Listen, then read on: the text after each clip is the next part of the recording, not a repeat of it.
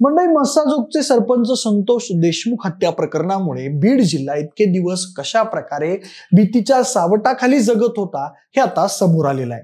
प्रशासन व्यवस्थेला समांतर असणारी ही यंत्रणा कशा प्रकारे गुन्हेगारी आणि काळे धंदे चालवत होती याचा आता पर्दाफाश झालेला आहे। यामध्ये या जिल्ह्यातले एक महत्त्वाचे नेते आणि मंत्री धनंजय मुंडे यांचे अत्यंत निकटवर्तीय समजले जाणारे वाल्मिक कराड यांचं नाव समोर आलं। संतोष देशमुख यांच्या हत्येचा मास्टरमाइंड वाल्मिक कराड असल्याचं बोललं जात आहे।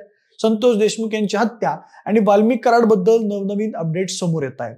बेहिशोबी प्रॉपर्टी, काळे धंदे यावरून आरोप होत आहेत। असं असतानाच आता त्याच्या मुलाचा सुद्धा अनोखा प्रताप समोर आलाय। वाल्मिक कराडचा मुलगा सुशील कराडने मॅनेजरला धमकावून मारहाण केल्याचा आरोप केला जातोय।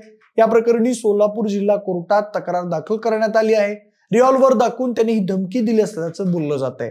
नेमकं प्रकरण काय, वाल्मिक कराडच्या मुलाचा हा मॅटर काय, सगळंच या व्हिडिओच्या माध्यमातून जाणून घेऊयात। नमस्कार, मी प्रथमेश आणि तुम्हाला तर माहिती आपला विषयच आहे। मंडई बीडच्या मस्साजोगचे सरपंच संतोष देशमुख यांचं हत्या प्रकरण सध्या राज्यात चांगलंच चर्चेत असून या प्रकरणात मंत्री धनंजय मुंडेंचे निकटवर्ती आणि हत्येचे मास्टरमाइंड म्हणून आरोप होत असलेले वाल्मिक कराड यांनी शरणागती पत्करल्यानंतर आता धनंजय मुंडेंच्या राजीनाम्यावरून मोठा गदारोळ होत आहे। या हत्येप्रकरणी वाल्मिक कराड विरोधात अनेक धक्कादायक खुलासे करण्यात आल्यानंतर आता त्याचा मुलगा सुशील कराड देखील अडचणीत येण्याची शक्यता आहे।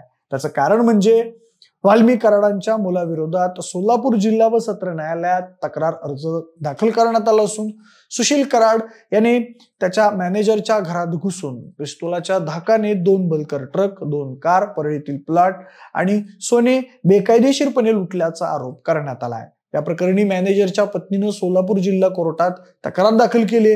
मंडळी सुशील कराड्याच्या विरोधात तक्रार दाखल केल्यानंतर या प्रकरणी फिर्यादीच्या वकिलांनी या संपूर्ण प्रकरणाबद्दल सविस्तर माहिती दिली आहे। सुशील वाल्मिक कराड आणि त्याचे 2 साथीदार अनिल मुंडे आणि गोपीन गुंजेवार या तिघांविरोधात तक्रार दाखल करण्यात आली आहे। यातील पीडित महिलेचा पती जो सुशील कराड याच्याकडे मॅनेजर म्हणून काम करत होता। सुशील कराड हा त्याला कायम म्हणायचा की तू इतके पैसे कमावलेस, तुझ्याकडे इतक्या गाड्या कशा आल्या, अशी सतत विचारणा करत मारहाण करत होता। यानंतर या तिघांनी त्याचे राहतं घर आणि जागा अनिल मुंड्याच्या नावावर करून घेतली। त्याच्या 2 बलकर ट्रक आणि 2 गाड्या यांच्या चाव्या तसेच त्याची कागदपत्र त्यांच्याकडे ठेवली। इतकंच नव्हे तर त्याने पीडित महिलेच्या पतीचे 2.5 तोळे सोने परळीतील ज्वेलर्सला विकून त्याच्याकडून पैसे घेतले। ते पैसे त्याने स्वतःकडेच ठेवले। परत त्याला मारहाण करत तू इतके पैसे कसे कमावले अशी विचारणा केली। यानंतर त्या पीडित महिलेनं वाल्मिक कराड यांचीही भेट घेतली, पण सततची मारहाण आणि रिव्हॉल्वरच्या धाकाला कंटाळून भीतीपोटी पीडित महिला, तिचा पती आणि तिची 2 मुलं हे सोलापुरात आले। या दरम्यान परळीत पीडित महिलेच्या मुलीला सुशील कराडने मारहाण केली होती। तसेच पीडित महिलेला अश्लील शिवीगाळ देखील केली।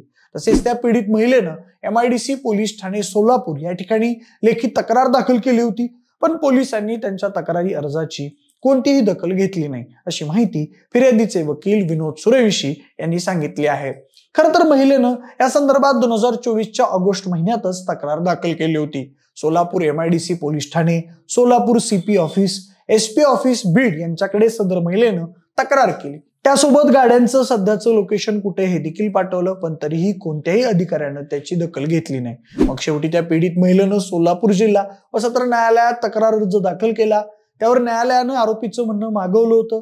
त्यानंतर काल या प्रकरणाची सुनावणी होणार होती, मात्र आरोपीचे वकील गैरहजर राहिल्यानं ही सुनावणी येत्या 13 जानेवारीला होणार आहे असं समजतंय। दरम्यान बीडच्या मस्साजोग येथील खंडणी प्रकरणात वाल्मिक कराडच्या अडचणी वाढताना दिसत आहेत। सध्या आलेल्या माहितीनुसार SITच्या तपासात सुदर्शन घुलेबाबत मोठा पुरावा हाती लागला असून 6 डिसेंबर रोजी सुदर्शन घुले वाल्मिक कराडशी 2दा फोनवरून बोलला असल्याचं समोर आलंय। मस्साजोग येथील पवनचक्की प्रकल्पाच्या सुरक्षा रक्षक आणि कर्मचाऱ्यांवर हल्ला करण्यापूर्वी कराडला सुदर्शनने पहिला कॉल केला। घुले आणि कराडचे दुसरे संभाषण सरपंच संतोष देशमुख यांच्यासह काही गावकऱ्यांशी झालेल्या भांडणानंतर झाल्याचंही समोर आलं आहे। त्यामुळे आता या प्रकरणात नवा ट्विस्ट समोर येणार का हे पाहावं लागेल। पण तुम्हाला नेमकं काय वाटतंय, वाल्मिक कराड नंतर आता त्याचा मुलगा सुशील कराड देखील अडचणीत येणार का? त्याचं हे दमदाटी प्रकरण त्याच्या अंगलट येणार का? एक प्रकरण समोर येत आहेत। बीड गुन्हेगारीनं नेमकं किती पोखरलंय, सरकार या सगळ्याची कधी दखल घेणार? तुमची मतं आम्हाला कमेंट बॉक्समध्ये नक्की कळवा। जर हा व्हिडिओ आवडला असेल तर लाईक आणि शेअर करा। सोबतच आपल्या विशेष भारी या YouTube चॅनलला देखील सबस्क्राईब करायला अजिबात विसरू नका। धन्यवाद।